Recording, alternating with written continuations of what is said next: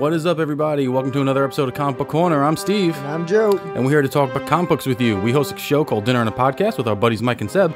But each week we want to share our thoughts on our favorite comics, new and old. This is a review show, so there will be spoilers, and all the books we discuss will be listed in the show info below. If you want us to read any books or hear our thoughts on any particular writer or artist, please contact us on social media. And you can do so at Dinner and a Podcast on Twitter and Facebook and Instagram. Or you can email us at dinnerandpodcast@gmail.com. And we want to know what your pull list is. What are you reading? What should we be reading?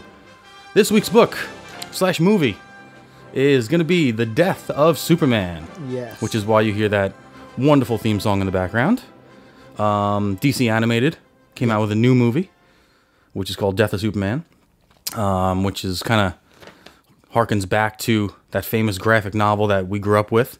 There was actually issues. It was actually a whole bunch of issues. I bought it as a trade. Right. I don't know how many. I think it only had 4 parts, though, the trade that I bought. I'm not sure. I don't remember how many issues it was. I remember, like, rushing to the store when it came out in that black bag. Yeah. It's like, I have to have this. I have to have this. It's going to be worth millions of dollars. Right. It's like a penny. I just knew I had to have it. It was Yeah. part of pop culture at the time, and I had to have it.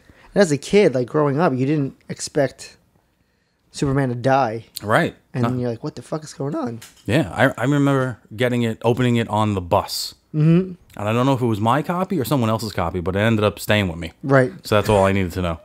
So we're going to be talking about that. We're also going to be talking about some other books. Avengers, Amazing Spider-Man, Action Comics. Joe, you read some other books, I'm sure. Yep. But first, I got some news. So do I. Ooh, what do you got? No, you're the news first. guy. You want me first? Yeah. Oh, boy. I've never done the news before. Well, I got this book called Marvel Previews. Uh-huh. Where'd you put it? There it is. Let's go get it. And I wanted to get your take on some stuff. Okay. Every couple of weeks, these books come out, and they basically tell you What's coming out in the future. what's coming out. Yeah, they're previews, right? And the front got me disgusted because it said Spider-Geddon, and it's all the Spider people again. Nope. Now, I was never a big fan of the Spider-Verse, so I could really care less about this. What do you feel about this? Same. It was like the Spider-Verse where everybody got Spider-Man's powers and all that stuff. And it's a cash grab again. And there's like... And it's Dan Slott. Yeah, it is Dan Slott. It's 1 of 5. It's a Spider-Geddon 1 of 5. Christos Gage with Dan Slott. Jorge Molina on art and covers. And it's got, Peter Parker Spider-Man.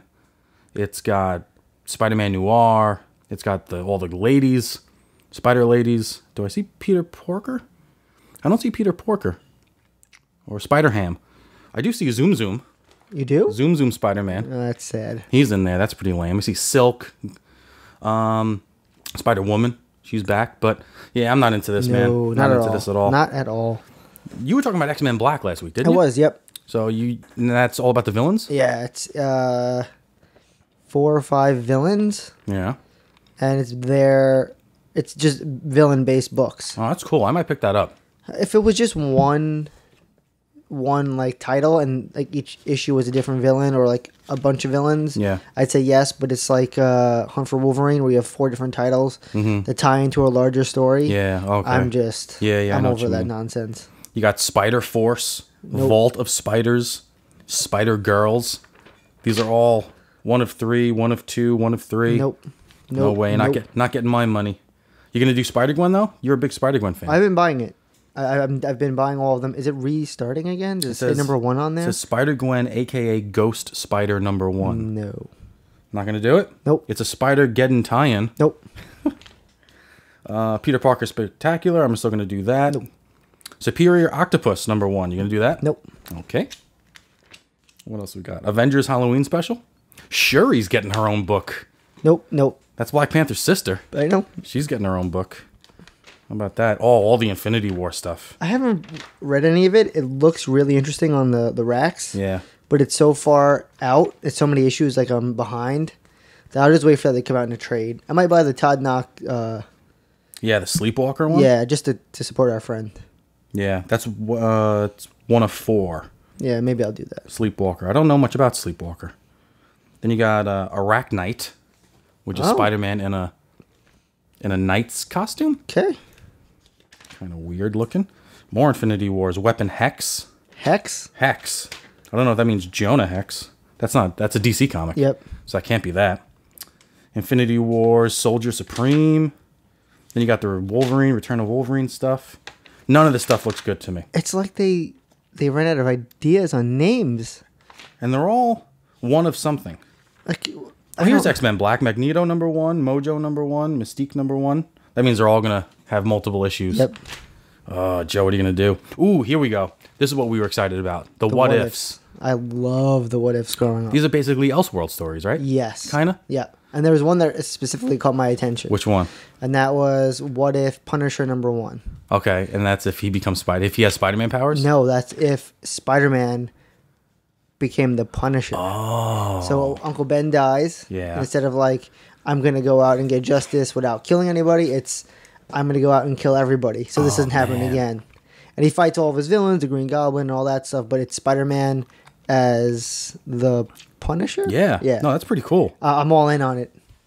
What if Thor was an ice giant? Okay. So he's basically Loki. Right.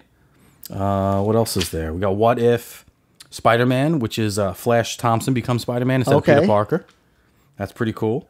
What I if, like that. What if Ghost Rider? I'm not reading the description of all these, but yeah, so that looks pretty cool. I'm in. I love them. Looks like we're getting Namor Okay. in Avengers #9 somewhere. West Coast Avengers, Champions, Captain America. I might do West Coast Avengers. I like them growing up. Yeah? Mm-hmm. All right. Typhoid Fever, Spider-Man #1. Don't know. What's with all the #1s? It's like every week there's #1s. That's how they get you to spend money. Well, I just wanted to get your idea on the Spider-Verse, or the Spider-Geddon, and the what ifs. Waste of money. Okay. I also have... There's my comic book store gives out a newspaper every week called Comic Book News. Okay. They don't publish it. They buy it from somebody else, and they put it in everybody's bag. Okay. And some of the stories I thought were pretty interesting. IDW is coming out with Transformers versus Star Trek. I know, I told you about this. You told me about this? You sure? Yeah, 100%. Right. I'm a little sick. Remember, if you listen to Dinner Podcast, they make fun of me for being sick. But out of love. it's G1 Transformers. Yeah, it looks good. And like 1966 kind of rendered Star Trek guys. Yep. Which is pretty cool. I don't know when that's coming out. I was trying to read when it was coming out, but I couldn't find it. Then you got Firefly, The TV show? the TV show. Coming out in a comic? Coming out in a comic, November. Okay. Boom Studios is doing that. I've never watched a TV show, so I think I'm going to pick up the comic because the TV show is supposed to be great. Yeah. And I've never seen the TV show. And I would love to watch it. probably getting into both real easy. Yeah. Rainbow Bright is coming out. Really? What a comic book. Yeah. I think Dynamite is doing Rainbow Bright. Okay. Batman King of Fears. Did you see this? It's a one of six miniseries. 6-issue miniseries. It's on sale August 22nd, and it's a Scarecrow story. All right. So I get into that. I haven't read a good Scarecrow story in a while. This one I'm not too interested in. The Adventures of the Super Sons. It's a 12-issue miniseries of Damian and John. Didn't they do like a couple of... Didn't they have their own I think they have their own comic, Yeah, right. but these are ones that I guess these are adventures you didn't see in the comics. That's all right. I'm not going to do those. Did you see the DC Looney Tunes series? No. Okay, so the DC characters, the villains for the most part, are going to be teaming up with Looney Tunes characters. Oh, like with the heroes. Yeah. So like Space Ghost and Green Lantern, Batman and Elmer Fudd. Yeah, but this is Catwoman with Tweety and Sylvester. I've seen that. It's been out? Well, no, I've seen. Oh, you've seen the coming attractions? Yeah. The Joker with Daffy Duck. Okay. And Lex Luthor with Porky Pig. I like it. I'm in. I'm in too. Yep. I'm totally in. I enjoyed their tie-ins. Yeah. I still haven't read the Batman Elmer Fudd one. That's a good one. I heard it's good. Yeah. But that's all the news I got. Okay. What do you got? Well, speaking of Batman number 50. Yeah. We talked about how much I loved it. you loved it and I hated it, but a lot of the retailers were so upset because the build-up was so great. They were selling tons of Batman books. Right. Couldn't keep them on the shelves. Batman 50 hit. Catwoman #1 hit. Yeah. And now they're stuck with such a surplus of all the books afterwards. No. That it's killed the momentum. Yeah. So DC's issued, I guess, a solution where you can return Batman number 50. Get out. And #1, it's only certain titles. Yeah. And only participating comic book retailers are... The value's going to go up. You know the value of that book's going to go up. So I'm going to tell you which ones it is. Okay. It is the black and white and variant covers by Michaela Janin, Jim Lee, and Art Adams for Batman number 50. And the main blank and variant covers for Catwoman #1. Okay. So if you have any of those books and you're not satisfied with them, I'll return Catwoman. go return it. See if you can return it at your comic book store. Yeah. I doubt any store is going to be like, hey, return this book because Right. they're going to lose money. Sure. But now you know, and go and see what you can get for it. I think I might keep it just for the fact that it's a hated book. Right? Yeah. It might go up in value the more people start returning it. Yeah. That means the less there is in circulation. Yeah? I'm hanging on to it. Oh, man. I was like, wow. It did that bad. that bad. But I guess if you're a retailer and you're the ones that are telling the providers, hey, look, we need, 200 copies of Batman. And now it's 100 copies of Batman. And Right. now it's 50 copies of Batman. And now you're like, man, I'm selling like 5 of them. And I got to say, issues 51 and 52, not No good. great. Yeah. Not great. I stopped. I'm gonna talk about the newest one. Not great. I guess if you're looking at trends and you're like, Batman's so popular, just stock the shelves. Yeah, it'll come back. People are gonna come back to Batman. But then the more it sits on your shelf, it's taking up space, it's losing value. Before you know it, it's in a dollar bin. Taking up space. What, are they not gonna have a space for Batman anyway? They're gonna have space for Batman. Well, I mean, you can't keep issues 50, 51, 52, 53, 54. Like, at some point, something's going to go into the bins. Yeah. And those bins go from regular price Right. to A quarter. to free. To free. But I hear you. That's all you got? that's it. All right, so let's get into the main topic, Let's do it. which is the DC animated movie Death of Superman. I do have my my original. Here's my trade. Oh, nice. My Death of Superman trade in the original nasty ass Bag. that it came in. It's all yellowed, which was written by Dan Jurgens, very, very famous Superman author and artist. So how are you a big fan of DC animated movies? I am. I think they're really good. Yeah, so am I. I agree with you on that. I like to go so far to say I love them. Right, yeah. Whenever one comes out, I'm 100% on it. I actually buy them. Yeah, so do I. I bought know? this one too. Yeah. I pre-ordered this one when Sebi said it came out like 2 weeks ago. Right. I was very upset. So was I. Because I was like, oh, I pre-ordered it and it never showed up. I have to go call Amazon. Ended up, he pirated it off the internet, as Sebi does. We didn't do that. I bought it off iTunes. I bought it off Amazon. There you go. And I watched it, and I liked it. It wasn't bad, but it wasn't one of my favorites. No, we were just talking about this before. I was taken back by the animation. Okay. Now, see, I like the animation. I don't like the style of Superman. Right, so it's the new 52 heroes. Right. Which is basically what the past, 3 or 4 movies have been. Oh, I have a lot. Justice I think a League, lot more Dune, than that. Atlantis. Yeah. Flashpoint. Yeah, they're all in this style. Yeah, right. And I'm not a fan of it. I don't like that super I like the way they draw Batman. stylized suits. Yeah. But the story was panel for panel from the comic. I think it was For the very most close. part, yeah. I think it was very close.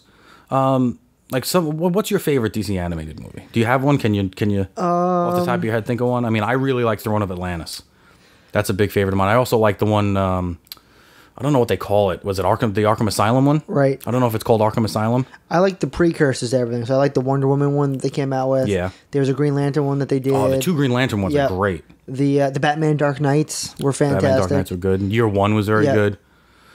Even the ones with Damian, the son of Batman. Yep. Batman and Robin, they were all good. Yep. I think this one kind of, folds right into the middle of everything. And I don't know if it's because we know the story so well. And they really didn't get off top. They didn't get off story. No. Which sometimes they do. Yep. Sometimes they do a very good job of giving you something new, but Yeah. sticking to the main points of the Right. story. I mean, I went back and flipped through the pages. And you could see where they did different things. And really, the only thing they did different was the Justice League members Yep. that were used in the book. And I thought it was going to bother me, but it didn't. No, because the people that were in the book were people you don't really know. They were Justice League of America, Maxima, Blood Rain, Booster Gold, Yep. which was one of my favorites, Blue Beetle, and in this one, it's the big guns. It's Cyborg, it's Green Lantern, it's Wonder Woman. But yeah, everything else. I mean, from the drawing of Doomsday in the outfit when he first lands on Earth, Yep. which was looked exactly like the book. They didn't have his hand tied behind his back. No. For half of it, though, which would have been pretty cool. Yeah. Because I didn't realize that until I went back and read it again. Because I haven't read this in Yeah. probably 15 years, since I was a little kid. And I was like, oh my God, his hand's tied behind his back the whole time. But yeah, I really enjoyed this. Oh, and Guy Gardner. Guy Gardner was in the original graphic novel, but not a Green Lantern. He's all dressed up like a motorcycle guy. Yeah. Do you know what I didn't enjoy from this movie? What? The writing. Really? There were some parts where like there was dialogue. Yeah. That started off really well, and then there was like a weird like pause. Okay. There was a scene with Superman and Wonder Woman. They're talking in, I guess they're doing like that simulator. Yeah. Oh yeah. Yeah. And like it gets like a weird like pause to it, a weird cadence to like their voices. I'm like, this didn't seem right. And it happened again. Superman's talking to Lex Luthor, and Clark Kent's talking to Lois. Okay. It happens like 3 times. I don't know if they were just cutting different scenes differently, or like just poor placing of voice in comic. I was like, wait, this doesn't sound right. Like he says something and it's like, okay, and then comes back again. Really? I didn't notice that. Yeah. I didn't notice that at all. It caught me the first time, and I was like, all right, this is just my mind playing Maybe tricks. it's editing. Maybe. Yeah. But for the most part, I thought it was... I was probably too busy coughing my lung up. Was good. I didn't like Lex Luthor. Yeah, I wasn't a big fan of Lex Luthor. And it was Dwight from The Office. It was. And you could tell... if you're a fan of The Office... Yeah. It takes you out of the movie because it sounds like Dwight. Yeah. And when he's like talking about Superman and how he's got all these plans, I'm like, it's like I'm watching The Office. It's Dwight and Jim, like Jim Superman, and it's Dwight. I'm like, no, I can't do this. I forget the guy who played Superman. You know him if you see his face. He's very famous. He's Rebecca Romaine's wife. Oh, Jesus. He's Rebecca Romaine's husband as of now. Like, she used to be married to Stamos, but now she's married to this dude. And he's like, he's not the most, like, manliest man you've ever seen. Like, he's just a regular guy. You know, he's a small, thin, regular dude. And I didn't know it was him. Like, I kind of recognized the voice, and then I watched the behind-the-scenes stuff, and I saw it was him, and I'm like, oh, that kind of takes you out. Jerry O'Connell's married to Rebecca Romaine? Yeah, dude. Good for him, right? Yeah. Not bad. Bad for her. What else? There was no Supergirl in this. No. Supergirl played a little bit of a role in the graphic novel. Yeah. She kind of gets her face melted by Doomsday. They kind of throw it back to the red-haired Lex Luthor in the comic where he's escaping his... when he's trying to get out of the ankle bracelet. Yeah, the ankle bracelet. What's that called? Why can't I remember what it's called? I can't remember. It's not a homing device. It's a thing that they put on you when... I want to say Life Alert, but it's not Life Alert. He hasn't fallen and can't get up. No, they got him on house arrest. House arrest. Yeah, they got him on house arrest, and he's got the ankle bracelet. Yeah. And yeah, they have the guy dress up like him, or he dresses up like the guy. Yeah. To kind of get in and out of the building. Overall, it was good. I mean, I give it an 8 out of 10. Oh yeah. Like I said, the only thing that I would have changed would have been Superman's outfit. Yeah. Because that look on him in those New 52 duds, it makes him look like a pretentious asshole. Yeah. To me. Yeah. You know, it just makes him look like he thinks he's better than everybody. Well, and that's not Superman. He came across like Superman. Yeah, but Clark Kent came across as an asshole. Did he? Oh, yeah. Why? He really treated Lois like shit. I don't think he treated Lois like shit. He didn't do it on purpose, but... I think he was very awkward. Yeah.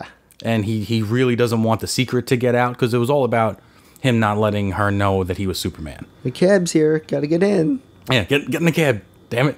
And he was like all mad at his mom for showing him like prom pictures and shit. I didn't think Batman fit in this movie. No, he doesn't. But they put him in there just to, I guess, put him in there. I could have done with the other Justice Leaguers. Flash, Green Lantern, Hawkman, Cyborg, Aquaman, Wonder Woman. Yeah. Would have been great, but Batman is we keep talking about it. Batman is the guy that's going to figure out the solution. Yeah. And he was so overmatched. Yeah. And he's got all of his devices, like, just drop, damn it. Yeah, right. And I'm like, you just watched Green Lantern get destroyed. Yeah. You watch Aquaman get destroyed. You watch Flash get destroyed. Like, if he's not going through that process of, I'm trying to find out this guy's weakness, there's no weakness, like, there's something doesn't make sense. But Batman's just fighting away and doing his thing and getting his butt kicked. Yeah. And I'm like, he doesn't work.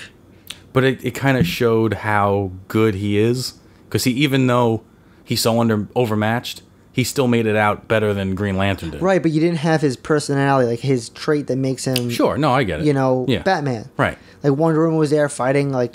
She was great. Yeah, like, this is my fight. This is I'm the last line of defense. Why did it take Superman so long to get there?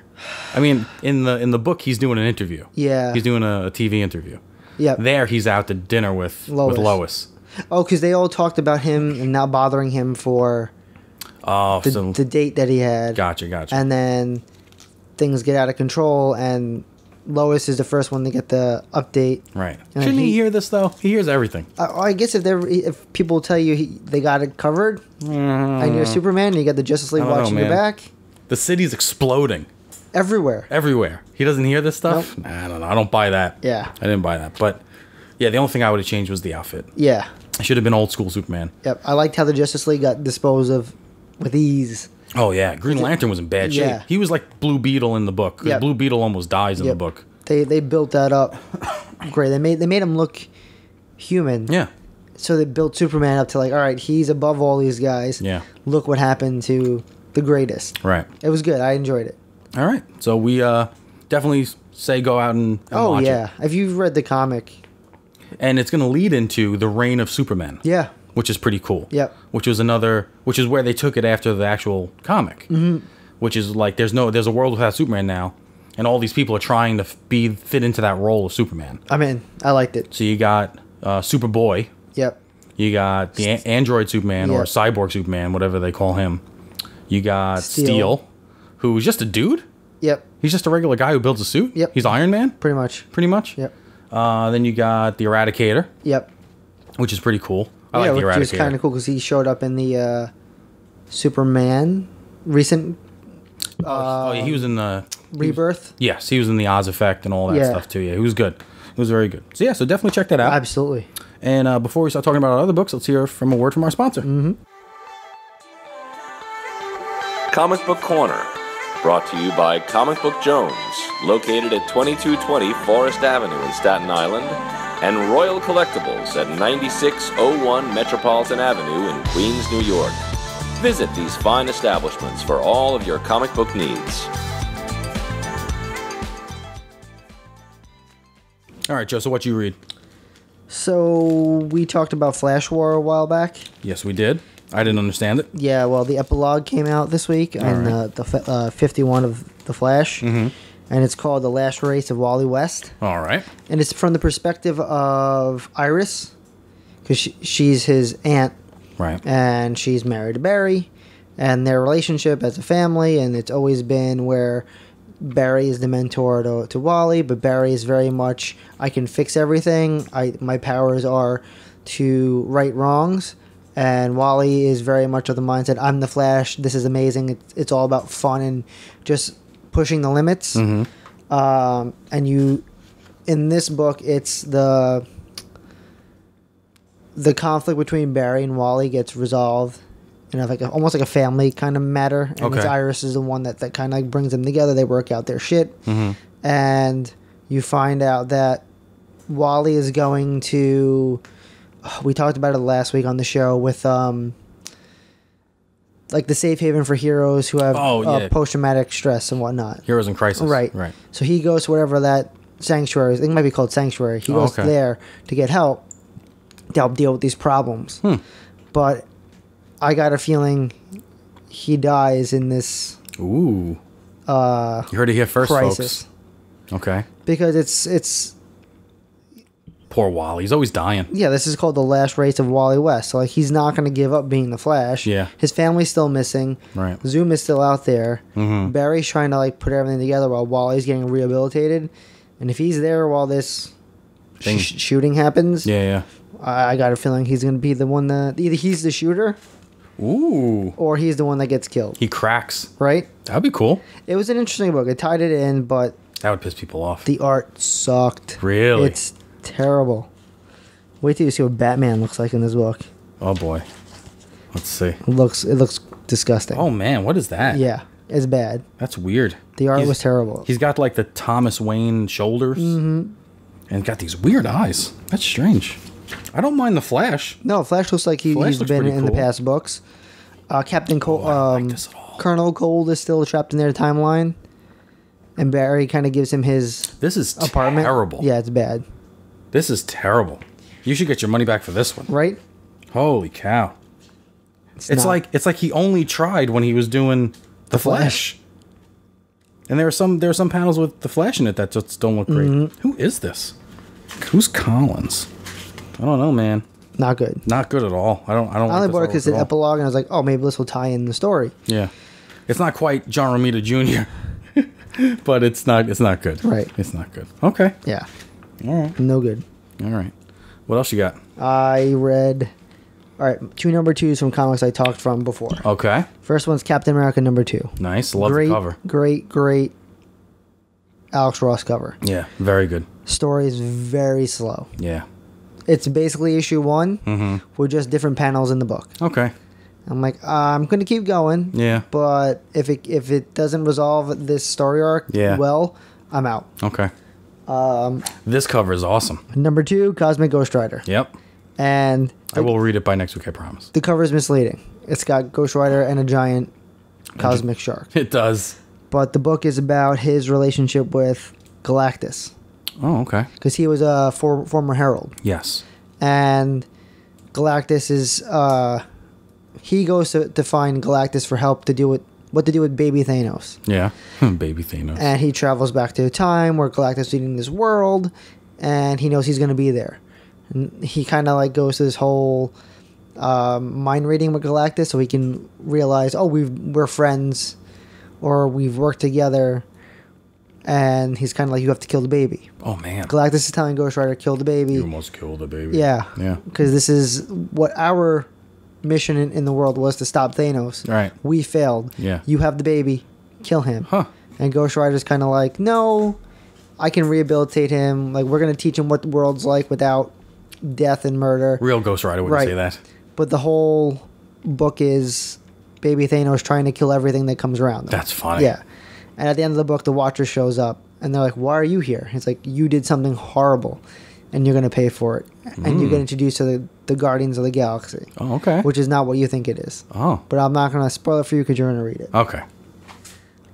Next, I picked up Wonder Woman. Ooh, another great cover. Yes, fantastic. This is what I bought the book for. Oh, wow. Wonder Woman number 51. Looks like it starts a new story arc, or it could be a separate... That looks like my boy Art Germ. Yeah. Is that Art Germ doing the cover? I think so. We'll check that later. Yep. Check out, if you want to see some amazing female artwork, check out Art Germ on Instagram. ARTGERM. Right. And the book is basically a relationship story between her and a villain who she faced recently. Okay. Where Wonder Woman could dodge bullets and, all that fun stuff. But this villain gets the best of her, puts a gun to her belly, and is like, hey, you could dodge a bullet from far away, but what happens if I put it in your gut? Yeah. You can't, nothing's going to save you. The villain gets thrown in jail, and it's her and the villain's relationship moving forward. Okay. And she's kind of breaking down the walls of the villain. When you're not evil, you're just misunderstood. You had a bad upbringing. I want to be your friend. And it's from her perspective as a hero, where I just throw people in jail and I forget about them, and they come back to attack me again. Like, right. We're not helping each other. So they're trying to build a friendship. And by the end of the book, they're both friends. They both get along. It was a really cool one-off story, and the cover was amazing. Do we know the villain? I can't remember the name. Or is she's not like a friend from the past or anything like that? No, she was in a recent run of Wonder Woman? Yeah. Okay. Something Moonstar. Okay. I haven't read any Wonder Woman in a while. Moon Robinson. Mayfly Moon Robinson. There you go. Yeah. It was a good book. Art was good. Story was good. They kind of, kind of shoot the shit a lot. Yeah. Between each other. You find about the villain's history, Wonder Woman's failures, and how they're alike. And at the end, they're buddies. It's really good. Cool. I don't think it doesn't tie into an overarching story, so it's definitely worth picking up. What number was that? Wonder Woman what? 51. Cool. And then I bought these on surprise. I was at the comic book store yesterday, and I saw Astonishing X-Men number 13 and 14. 13 says, first issue of a brand new era. And I recognized the cover because it was an X-Men artist that got me back into Marvel back in the early 2000s. And his name is Darmada. He did the cover for the book. He did the colors inside the book. Okay. And Havoc, who is dealing with repercussions from Secret Empire, and how he's an outcast from the X-Men. Okay. And he recruits Beast, Dazzler, Colossus, and Warpath. And he's putting together an X-Men team to kind of like bring back Xavier's dream. Okay. Because the X-Men have changed so much from there. Kitty Pryde's in charge. Xavier's no longer around. You know, all these other X-Men are missing or dead or whatever. And he's like, we got to fix this. Yeah. And it also ties into the Reavers, which we had in Wolverine. Right. But they're on another mission to look for a specific mutant on a list. Okay. And you find out Beast is number 1 on the list. So it's Havoc and this team trying to like anticipate the next mutant before the Reavers can get to them. Okay. And it's issues 13 and 14 came out, and it's really good. Cool. I would recommend anybody that's an X-Men fan, old school like 90 characters. This is right up your alley. Very cool. Yeah. Is that it? That's it. What'd you read? Let's see. I finally read Spider-Man #1. Okay. What'd you think? It was cool. Yeah, it was all right. It was all right. I think the overall reason why he's in trouble is kind of stupid. Yeah. It's plagiarism. Yeah. Spoiler alert. There's some girl who comes up with a program that can read plagiarism and decides to check one of his papers, and ends up the paper was written when Doc Ock was Superior Spider-Man, and it was Doc Ock's work, but in Peter Parker's body. This was the idea of the writers. They sat down. This is a great idea. This is how we're going to tie this all in. This is how they needed a way to get him back to baseline. Yeah. So you have this Peter Parker who is essentially Tony Stark. But you could have came up with like some tech that like bombs and like he goes They bankrupt. did that already. Dan Slott did that. Like this is what takes him down Because plagiarism? Because I think in that last story arc with the Red Goblin, he has to bankrupt his company by exploding his tech or something. Right. Or in the clone conspiracy, Yeah. he uses his tech to send out... I don't know. So silly. I know he sabotaged his own stuff, but he had to save the greater good. Yeah. So they had to bring him down to a baseline, and this is what they came up with. Basically, he gets caught plagiarizing. That's pretty much the whole book, and then Mysterio shows up at the end. Yeah. It was a long book. It was like an extra couple of pages. And Mary Jane's back in the picture now again. I don't mind Mary Jane. No, I didn't, but you spent how many years where they were apart? Yeah. Oh, she's back hard, though. Yeah, exactly. I didn't understand it. Yeah. Like they didn't miss a beat. Right. Did you read the second one? I didn't. I gave Okay. up on one. Oh, you gave up already? I gave up on one. All right. I didn't like one. Well, he goes back to college. Okay. And Dr. Connor is his professor. But he's got the lizard thing under control. So you think? No. Okay. No, yeah. He has some like Stark tech, I think, like pinned into his vertebral column, that whenever he tries to be aggressive as the lizard, it paralyzes. Okay. So they're giving him a second chance at TJ? college. No, they give Peter Parker a second chance at college. He's allowed to go back to college. Did you give your students a second chance if they plagiarized? No, I didn't. I give him a 0. So, he goes back to college and he gets put in Dr. Connor's lab. Okay. And Taskmaster and who else? And Black Ant want to come in and steal some of. Who's Black Ant? He's a villain, Joe. One of Spider-Man's villains is Black Ant. Is it like an Ant-Man? No, I think he's just a guy in a Blue Beetle kind of guy. But in an ant. I don't know. They call him Black Ant. I never Black heard Ant of this villain. And, Sorry. And Taskmaster. They break into the classroom to steal something from Dr. Connor. And just so happens Peter Parker's there. And he saves the day. Yeah. That's pretty much the whole book. Boring. Yeah, it's kind of boring. The Avengers. They're some mightiest heroes. Now, excuse me. I think this is interesting. Marvel has Avengers going on the same time that Justice League is going on with DC. It's brand new. Avengers up to number 5. Justice League's up to number 4. 5 just came out. I bought it. I didn't read it yet. They gave me number 4 though, so I'm finally caught up with Great cover. that. Yeah, it's really good. I hate the Avengers one so much. Really? Compared to the Justice League. And this last week I said I'm going to give it one more shot. Right. And this was my last shot. Okay. Thank God for this book a little bit, because I'm going to read number 6. Okay. But barely am I going to read number 6. This gave you the background of why the Celestials are on Earth. Okay. All right.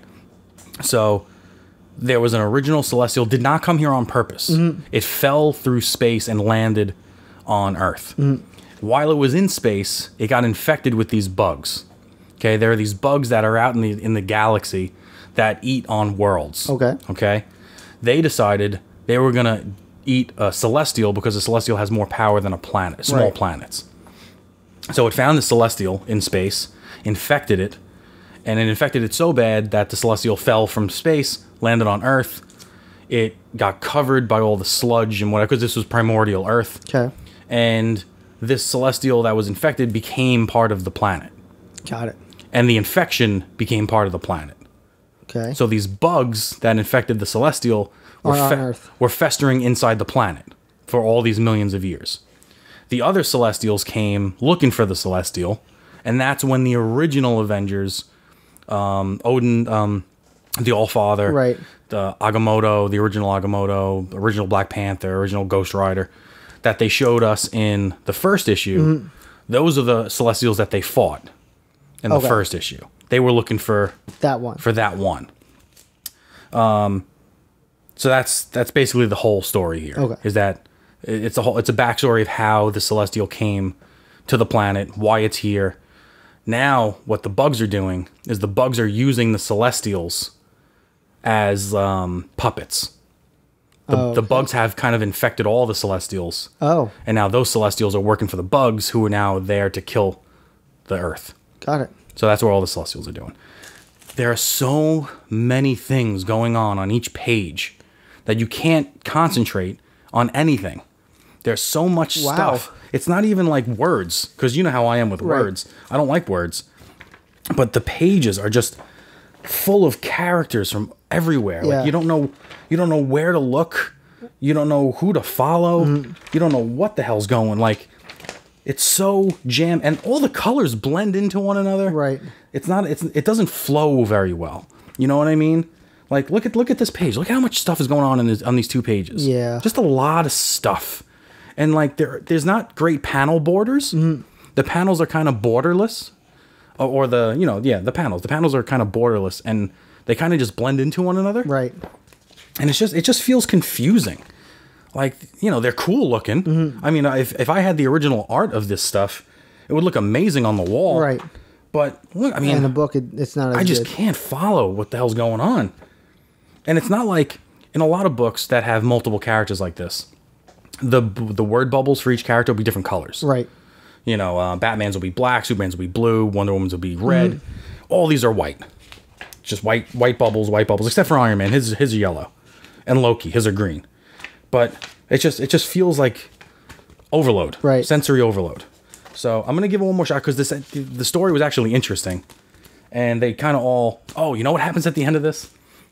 They finally figure out how they're going to fight them. Okay.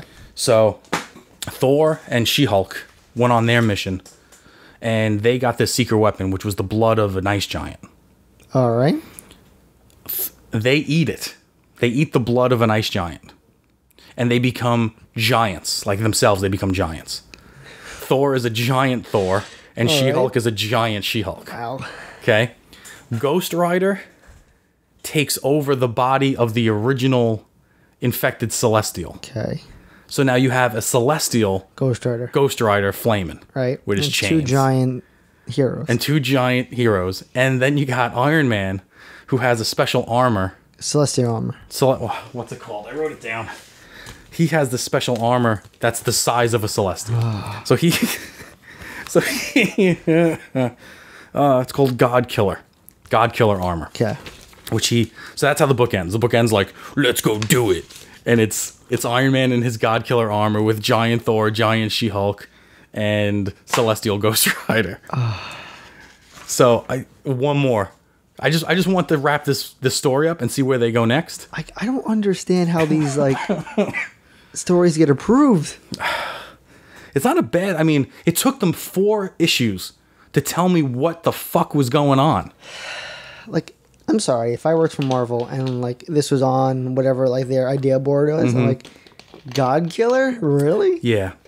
You're gonna make a giant Thor? Yeah. Really? Like this is the best you can do? And him and She-Hulk like make out for a little Giant bit. form? No, Oh. no, normal form. But yeah, they make out a little bit, which is kind of unnecessary and weird. But yeah, why'd it take them 5 issues To get there. to tell me? Because I was like, they better tell me what's going on, because I'm just confused. I guess they assume you're gonna buy their books and you started the story, you're gonna finish Yeah, it. the art's good. Art looks good, but we'll see. Silly. Pestilence. I've been talking about Pestilence. It's more of the same. Is this the one with the priest that gets Oh yeah. It's just more of that. This was like a continuation of number 2. of more debauchery? Yeah, Satan is going after. Oh, that's right. He takes over the Pope. He takes over the Pope, and really Pope. it's just more of him taking over the world. So that we're gonna skip that one. Superman Action Comics 1001. Okay. Did you like it? Yeah, it was good. It was good. Cool cover. Yeah, I did. Oh, that's Cool. cool. I got a variant cover. Artwork was good. It picks up from Man of Steel in a way. I told you that there were fires happening in Metropolis. Right. And that Superman got blamed for it. Right. They did not use that at all. Really? That totally went away in the first 5 pages. Wow. The kid that ratted out Superman, you find out that he was paid by some goons. To set the fires? No, to tell the fire chief that. These goons are setting the fires. Okay. They paid this kid to tell the fire chief Superman did it to kind of get the trail off the goons, I guess. Not much really happens in this book except for that. And you get a reveal at the end of the new villain. Okay, so it's a brand new villain named the Red Cloud. And she's the one that's kind of like in charge of all the goons that are setting the fires. And you still don't know why they're setting the fires, but she's in control of them. Oh, she's a cloud. She's a red cloud. Yeah. And she's called the Red Cloud. But it's pretty cool. Okay. I mean, I guess she's responsible for the fires and whatever else is happening in Metropolis. And it's cool because she's magic. Oh, okay. And Superman doesn't fare well against magic, which is a pretty cool little thing, combination, right? yep. Yeah, that should be interesting. It's not a power thing. It's not Rogol Zar or some hulking, strong character from another planet. Right. So they kind of give you an idea that there are these 2 new characters at the Daily Bugle. Mm-hmm. They're these annoying hipster characters that you want to punch in the face because they're just young and they're like snotty and mean and whatever. And you think that one of them might be the Red Cloud lady, but you don't know yet. So we'll see. Doomsday Clock number 6 came out. I'm having a lot of trouble with this series. So am I. Because it comes out like once every 3 months. I'm just letting it build until I can plow through all Well, that's what I'm doing with Mr. Miracle. Mr. Miracle number 10 came out, and this is supposed to be amazing. And I'm saving them all. I read the first 2 issues, and I'm like, you know what? I'm going to save this. Right. This feels good. The art's really good. I'm going to save this until they all come out. So I've only got 2 more of those coming out. But this one gives you a backstory of the main characters, which are Marionette and Mime. So right off the bat in the series, you get these 2 new Doomsday, a Watchmen kind of characters. One is kind of like a Harley Quinn kind of ripoff of that world, the Watchmen world, and her name is Marionette, and she's like a puppet. She looks kind of like a marionette puppet, and her boyfriend / partner, the Mime, and it's a backstory about those 2 on how they become Marionette and the Mime. Got it. Pretty much, the Marionette's father owned a puppet store in whatever world Watchmen takes place in, and the mob was shaking him down, and they murdered her father, and she loses it. That makes her snap, and she takes the role of this marionette girl. The Mime was this kid who didn't talk when he was younger, whose parents owned a store across the street. He was a Spanish kid. The Spanish family owned I want to say it was a restaurant across the street, and he would get bullied and picked on, and the mob actually killed his mom because they weren't paying up. So they kind of team up for life, and that's where they are now. So as kids, so it was actually a good issue. I just don't know where it fits into the whole Dr. Manhattan screwing up the New 52 universe, because that's what the whole thing's about. Yeah, and you don't have the rest of the DC universe hasn't even touched on that, right? Except for Flash War, where they're like, hey. Flash War. What was it called? Yeah, Flash War. Flash one? Yeah, Barry says. And the one before that with the Flash. What was that You one and called? Batman. The Button. Yeah, well, you and Batman did all this stuff with the cosmic Right, treadmill, right. and you didn't think to tell anybody about this. I'm like, it's true. True You story. do find the Button in this, though. Okay. The Button comes back because the comedian comes in to try. The comedian's kind of hunting down Ozymandias. Okay. And he runs into the Joker. And the Joker now has the mime, has the marionette, and the comedian. And I'm pretty sure the comedian kills the Riddler. Huh? He kills a whole bunch of like B-grade villains. Okay. At some like villain meeting that they were having. But the majority of the book was the backstory of those two. Then you got Batman 52, which is titled Batman vs. Bruce Wayne. It's a continuation. Bruce Wayne is in jury duty, trying to convince everybody that Mr. Freeze is not guilty. Right, because he knows he's not guilty. Yeah. And it's... yeah, I don't know. Pretty much, everyone's like, listen, we want to go home. We don't want to be here. We have families. You're the only one that's, going against everybody else's vote. Can we please just friggin' vote on this or make it a hung jury? And he's like, give me two hours to talk to you. If you don't feel any different, I will change my vote to Mr. Freeze is guilty.